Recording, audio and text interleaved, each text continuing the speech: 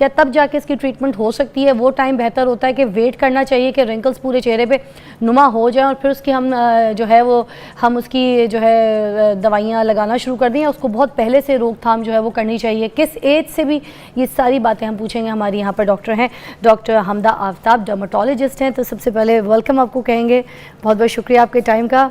Thank you for inviting me here. अच्छा doctor साहब, मुझे ये बता दीजिए सबसे पहले कि किस एज से जो है रिंकल्स शुरू हो जाते हैं मोस्टली पाकिस्तान में?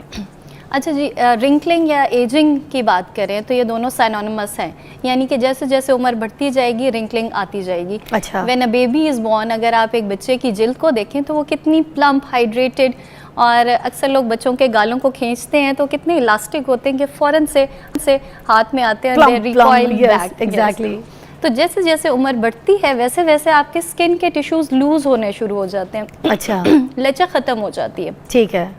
इसके अलावा स्किन में कुछ बेसिक चीज़ें होती हैं जैसे कि कोलेजन, सबने सुना हुआ है इसके बारे में, इलास्टिन, हाइलुरोनिक एसिड, आजकल स्किन केयर में बड़ा एक्टिव इंग्रेडिएंट यूज़ होते हैं तो हमारी जिल्द के अंदर पाए जाते हैं। पहले तो लोगों को इसके बारे में पता ही कुछ नहीं था, अब तो इतना लोगों को पता है कि हाइलुरोनिक जो है very important for the skin, आपकी ड्राई को भी, टेक्सचर को नॉर्मल करती है, ये सारी चीज़ें।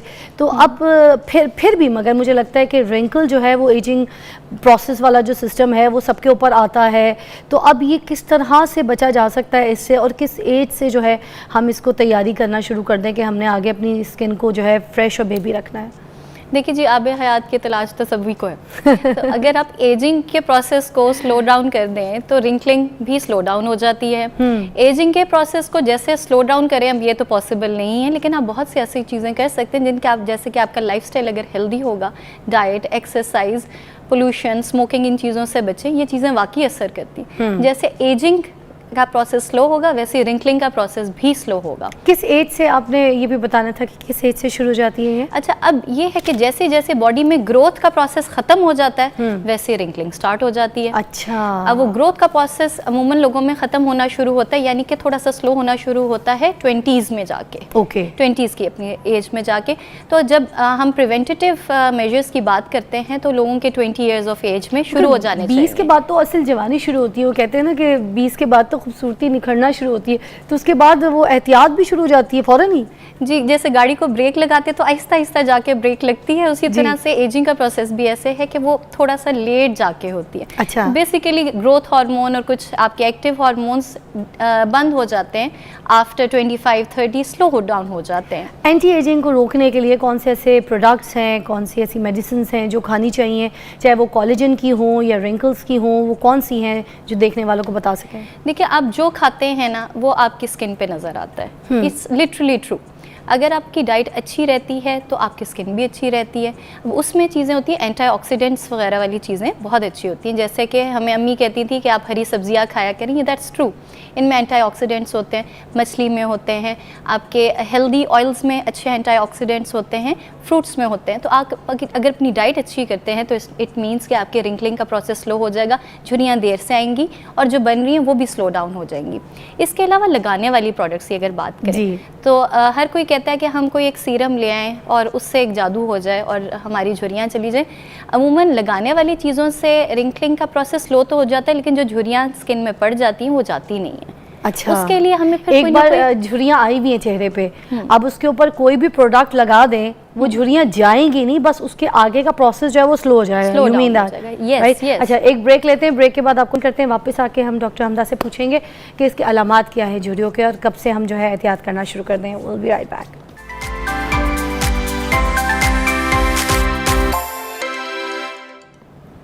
Welcome back. आज हम बात कर रहे हैं रिंकल्स के ऊपर। तो डॉक्टर साहब से हम पूछते हैं कि क्या अलामात होते हैं जैसे हमें पता चल जाता है कि भाई हम रिंकल्स की स्टेज पे जाना शुरू हो गए, हमने अब बचना है। अच्छा, सबसे पहले तो आपको लोग बता देते हैं कि आपके चेहरे पे झुर्रियाँ आनी शुरू होगी, लाइनें आनी शुरू होगी। झूठ भी बोलते हैं लोग, कुछ लोग नहीं भी बताते, फिर क्या करें? अच्छा, इसमें ये होता है कि आप जब एक्सप्रेशंस देते हैं, चेहरे की मूवमेंट करते हैं तो आपके चेहरे पे लकीरें नुमायां होती हैं, जैसे कि कुछ लोगों के माथे पे लाइनें और लकीरें बन जाती हैं। अच्छा। इसके अलावा लड़कियां मेकअप करें तो मेकअप जो है उन लकीरों में उनको फंसता हुआ नजर आता है। ओके। और इसके अलावा वो बेकिंग कर रहे होते हैं पाउडर का। एग्जैक्टली। अच्छा, और जब आप स्माइल करते हैं तो स्माइल लाइंस, झुर्रियाँ या फिर आपके चिन के पास लाइंस, इस तरह से नजर आना शुरू हो जाती अच्छा, है। ये जगह सबसे पहले झलकना शुरू हो जाती है, और ये लाफ लाइंस है, ये भी बहुत ज्यादा गहरी होना शुरू हो जाती है ना, ये भी मेरे ख्याल से अलामत होती जी, है। तो चेहरे की मूवमेंट्स, एक्सप्रेशन से और जिल्द के ढलकने से रिंकल्स या झुर्रियां नुमायां होनी शुरू हो जाती है। पहले ये छोटी होती हैं, पतली होती हैं जैसे कि फाइन लाइंस, और फिर ये गहरी होनी शुरू हो जाती है। अच्छा, अब डॉक्टर साहब इनको रोकने के लिए जो ये फिलर्स और बोटॉक्स भी चीज़ें होती हैं जिसको मेडिकल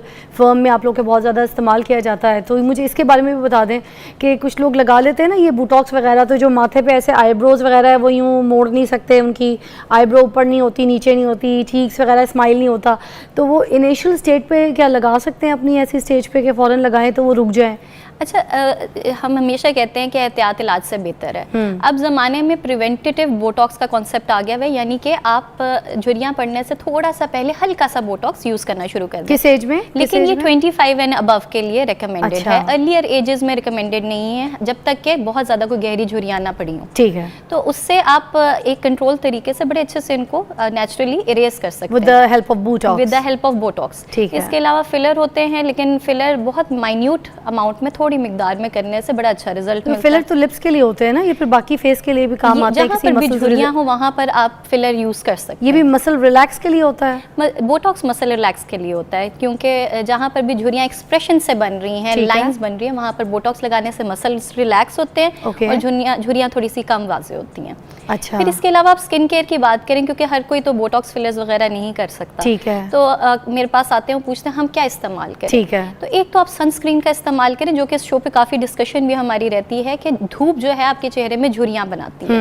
आप कंजेक्टिवली धूप में बैठे रहें तो एक वक्त आएगा आपके स्किन जल्दी बूढ़ी हो जाएगी। ठीक है। सनस्क्रीन लगाएं। इसके अलावा बहुत से लोग सनस्क्रीन लगाते हैं मगर उनको उसका टाइम पीरियड नहीं पता। मैं चाहूँगी प्लीज़ बता दें कि अगर हम सुबह सुबह निकलें घर से और हमने सनस्क्रीन लगा लिया, आप काम पे जा रही हैं, मेरी बहनें कॉलेज जा रही हैं बच्चियाँ, तो उसके लिए वो सनस्क्रीन कितने टाइम तक काम करेगा और दोबारा एप्लीकेशन उसकी रिक्वायर्ड है? बिल्कुल, हर 2 से 3 घंटे बाद आपको रिपीट करना होता है, क्योंकि सिर्फ इतनी देर के लिए ही काम करता है। चेहरे से अगर धुल जाए, वॉश हो जाए तो दोबारा अप्लाई करना होता है। और ये भी बता दें कि सनस्क्रीन के अलावा जो सिरम्स हैं वो कौन कौन से जो रिंकल्स की रोकथाम के लिए काम आए? सीरम में आपने एक इंग्रेडिएंट ढूंढना है जिसको कहते हैं एंटीऑक्सीडेंट। एंटीऑक्सीडेंट स्किन में तोड़फोड़ का अमल बंद करते हैं और रीजेनरेशन, रिन्यूअल का अमल शुरू करते हैं। कोई सा भी सिरम जो ब्रांडेड अच्छा हम मेडिकेटेड ले रहे हैं बाजार से, उसमें विटामिन सी आप देखें, विटामिन सी देखें। इसके अलावा आप रेटिनॉल देखें। ठीक है, अगर किसी की स्किन ड्राई है तो उसके हिसाब से पहले बता दें, फिर स्किन ऑयली के हिसाब से बता दें रिंकल्स के। Vitamin C anybody can use, लेकिन एक्नी प्रोन स्किन में थोड़ा सा ध्यान से यूज करते हैं। अच्छा, रेटिनॉल जो है वो थोड़ा सा 25-30 के बाद वाली स्किन में बेहतर होता है। इसके अलावा ड्राई स्किन वालों ने एहतियात से शुरू करना होता है। ठीक है, विद द मॉइस्चराइजर, 1 मरतबा 2 मरतबा मॉइस्चराइजर के साथ। ठीक है, और उसको आप प्रोलॉन्ग्ड अरसे के लिए, लंबे अरसे के लिए इस्तेमाल करेंगे तो झुर्रियाँ बंद हो जाएगी आपकी। ठीक है। अच्छा, लास्ट में मुझे जल्दी से बता दीजिएगा कि ये किस वक्त लगाना है और क्या विटामिन सी को रेटिनॉल के साथ मिक्स कर सकते हैं?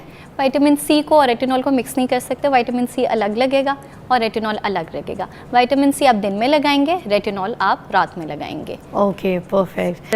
ये जो हमारे जो कोई प्रोडक्ट्स हैं स्किन के, स्पेशली जो एंटी एजिंग क्रीम्स आ गई हैं बहुत सारी, अगर वो हम नेक पे, फेस पे अच्छी तरीके से रात को लगा के सो जाओ, ये जो मसाज होती है, मसाज से भी कहते हैं कि झुर्रियाँ कम हो जाती है, क्या बात सच है या बस ये ऐवी ट्रेंडिंग में बात डाली हुई है सोशल मीडिया पे फजूल? असल में सीरम कोई भी जादुई नहीं होता, आपको रेगुलर यूज करना पड़ता है और रात को लगा के सोने से वो जज्ब होते हैं स्किन में। So that's true. Massage is also another thing.